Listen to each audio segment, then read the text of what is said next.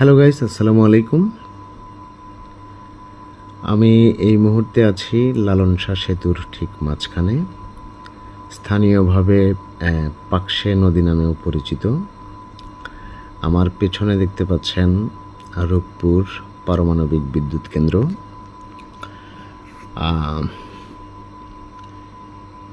এবং পূর্বে হচ্ছে পাবনা ঈশ্বরদী এবং পশ্চিমে কুষ্টিয়া ভেড়ামারা উপজেলা। অনেক সুন্দর একটি জায়গা। এবং আমি যদি একটু ক্যামেরা ঘুরিয়ে দেখাই, এটি হচ্ছে পদ্মা নদী, যে নদীটির উপরেই নির্মিত হয়েছে এই লালন শাহ সেতু এবং Pakshi herding bridge train line. চমৎকার একটি জায়গা, আমি ইতিপূর্বেও এসেছি।